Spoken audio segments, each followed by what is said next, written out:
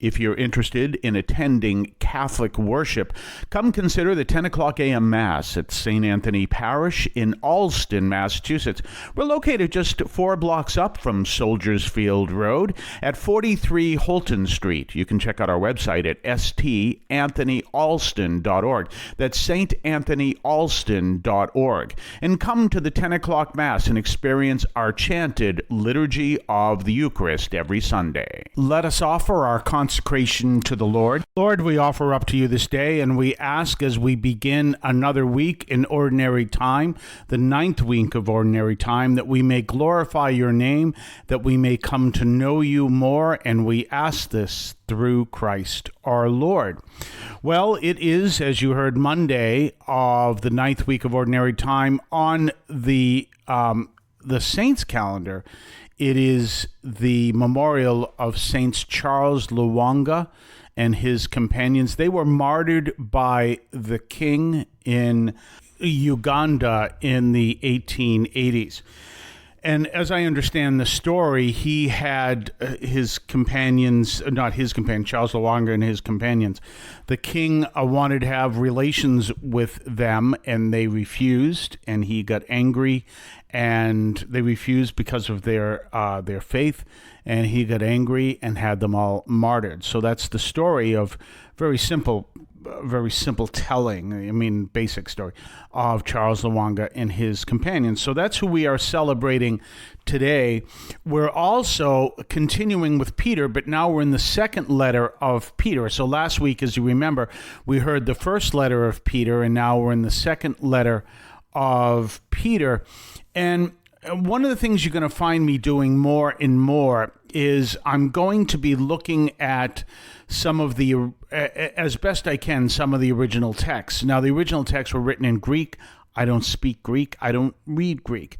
But they were translated by Saint Clement into Latin, and I can get through Latin. And using the Latin, I can go to the Greek.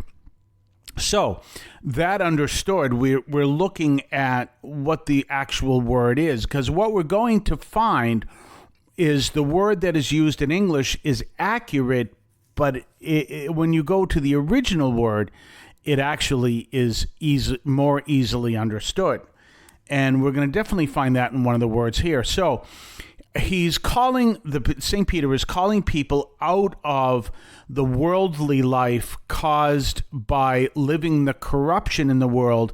And according to the version I'm using, which is the Revised Standard Version, Catholic edition, and just for the heck of it, if I can do this, and I may not be able to do this, but let's see if I can do this, see what the New American Bible says.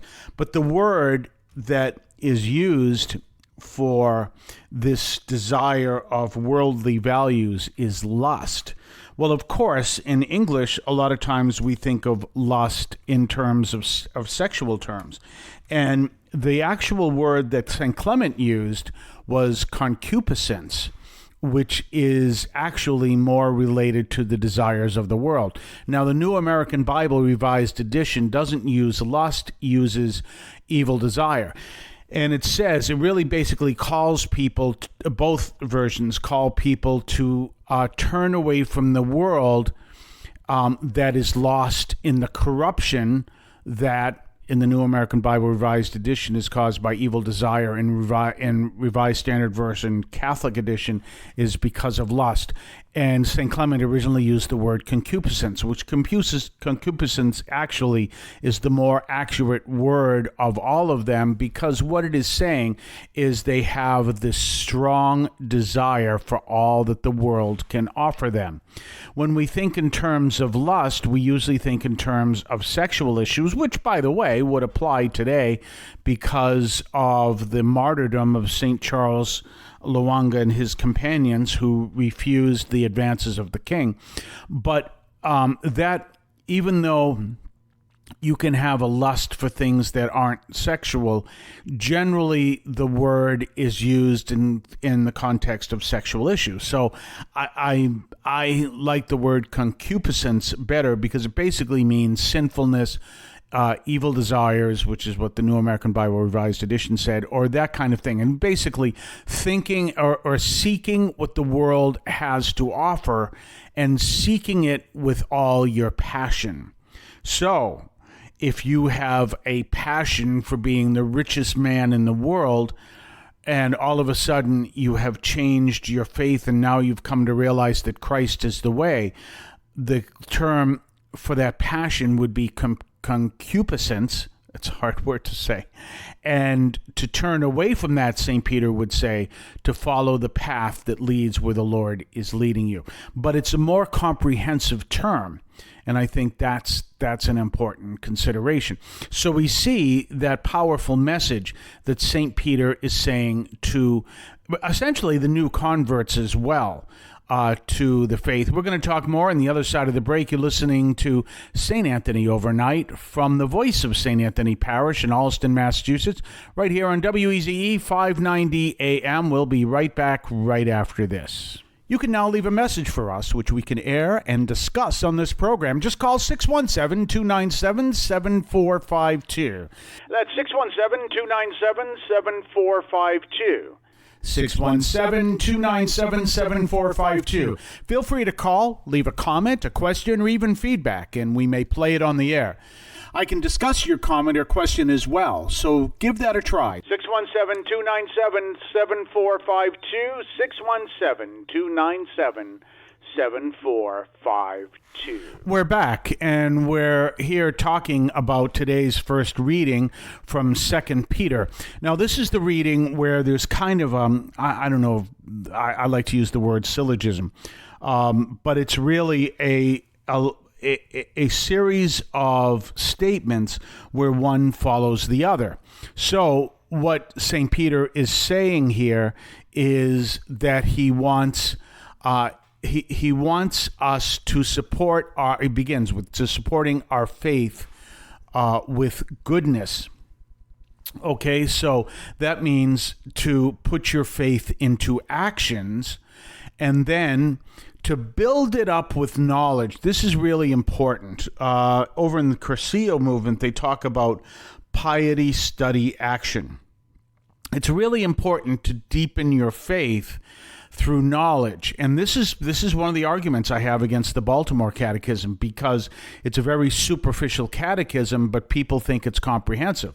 So people are in their 60s, maybe not now because I'm in my 60s and we used a little bit of the Baltimore Catechism, but a lot of the younger people are going back to it. But you'll take people in their 60s and they'll talk to you about how wonderful the Baltimore Catechism is, but they've never deepened their faith. And so study is an important part of living your faith. So you really want to be people who read and study well.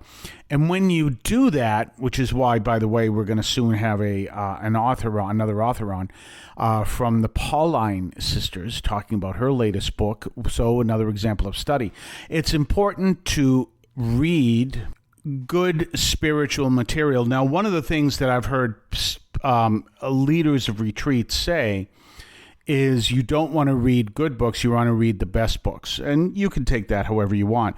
But there are excellent books out there right across the board of all kinds of writers and who write good spiritual material. And of course, we're talking about 2,000 years of this writing. For example, you know that many times I've quoted St. Maximus the Confessor. Well, he lived in the 7th century. I quote St. John Chrysostom. He lived in the 4th century. And I'll quote modern writers, and I'll read some modern writers as well. I'm rereading a book I've read many times. I love rereading it because there's so much to it. New Seeds of Contemplation from Thomas Merton. It's a great book, and it really touches on a lot of the spirituality that is so important to what we are all about. So it's important to be a person who does good study, and that's what St. Peter is talking about.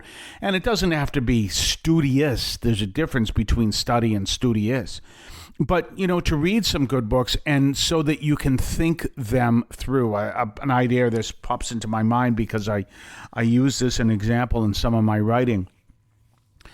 is the concept of, let me put it this way.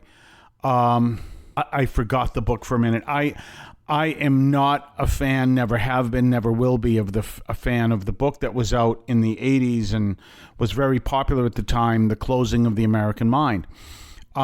Because I absolutely didn't like the book. There were things in it that I thought were completely inaccurate. There were other things that were accurate, but things about it. And apparently, the author of the book, Alan Bloom, according to my philosophy professor, was an atheist, and he was lamenting that people aren't reading the Bible anymore. And that sends me right through the roof. I'm like, well, if he's an atheist and he's complaining people aren't reading the Bible, it didn't do him any good. And so, I obviously wouldn't recommend the book, but at the same, and I'm sure there are a lot of people in the audience going, what? That was my favorite book. Well, it wasn't mine. So, and the reason why I say that is it's important for you to have a good sense of what it is we believe. So when you find everyone around you saying the latest popular thing, you can go, wait a minute. I'm sorry, I don't necessarily believe that, and this is why, and you can detail it out all the way down the line. For example, you hear me do this all the time. People are always calling, you always hear people say we have to grow in virtue, but I'm saying we have to grow in prayer. Well, that comes from many years of reading good spiritual books and good spiritual knowledge. And I believe it was St. John Chrysostom said that we cannot grow in virtue if we're not people of prayer. And of course, St. Alphonsus Liguori talked so much about the importance of prayer. So that's where I come from. But a lot of that comes from my spiritual reading, some of which I do to prepare my homilies, some of which I do to prepare the radio show, and some of it I just do as part of my daily prayer. So keep that in mind, that study is so important. We'll talk more tomorrow. Have yourself a blessed day. I want to call your attention to Catholic TV, which offers great faith-filled, family-friendly programming 24 hours a day. You can find your cable channel at www.getcatholictv.com, and you can watch online on the free apps or check out the YouTube channel. Daily Mass, Rosaries, the Divine Mercy Chaplet, and the Our Lady of Perpetual Help Novena are all available online and on demand. Check out CatholicTV.com. Remember, when you're looking for a place to attend Mass, and if you don't already attend Mass at your local parish, come to St. Anthony Parish in Allston, Massachusetts. We're located at 43 Holton Street in Allston, just a few blocks up from Soldiers Field Road. And you can check us out, come to our 10 o'clock a.m. Mass, and come to experience our Catholic worship at St. Anthony Parish in Allston, Massachusetts.